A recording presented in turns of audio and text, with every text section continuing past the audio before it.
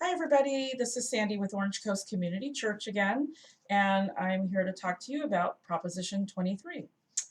Proposition 23 establishes state requirements for kidney dialysis clinics, requires on-site medical professional initiative statute.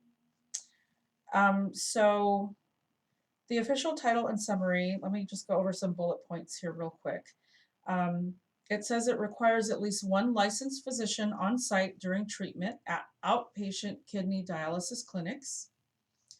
It authorizes the California Department of Public Health to exempt clinics from this requirement if there is a shortage of qualified licensed physicians and the clinic has at least one nurse practitioner or physician assistant on site.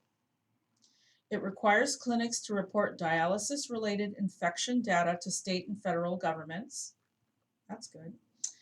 It prohibits clinics from closing or reducing services without state approval. Prohibits clinics from refusing to treat patients based on the source of payment for care. Okay, so that's that. Let me go over a pro argument for this. It says it combats poor hygiene in dialysis clinics by requiring infection reporting, improves staffing, including requiring a doctor in clinics during treatment, stops discrimination based on patients' insurance, applies improvements to all clinics, whether in wealthy neighborhoods or poor rural areas. It says patients, healthcare professionals, veterans, faith leaders agree.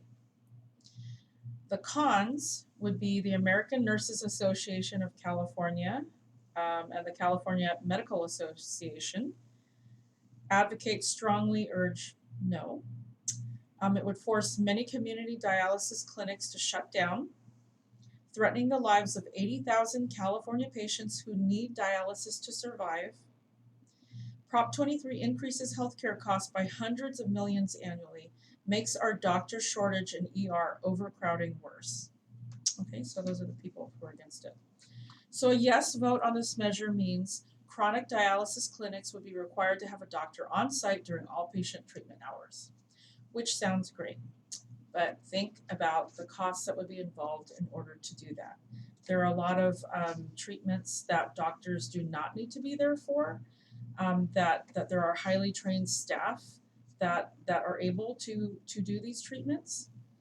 And then on the no side, a no vote on this measure means chronic dialysis clinics would not be required to have a doctor on site during all patient treatment hours. And then, of course, that could leave room for all kinds of errors and poor hygiene and infection, maybe things like that. So you have to think about all of that. And then, yeah, it talked about the possible overcrowding of ERs. Anyway, yeah, there's things on both sides of this one. Something that it didn't cover though is that it just, to me, it just looks like, you know, the government wants to have a little bit more control over these privately run companies. So you also have to think about that. That's what it sounds like is trying to happen here. Yeah, that's my take on it. That's actually the only thing that I see in there that they're not talking about. Alrighty, we will see you a little later.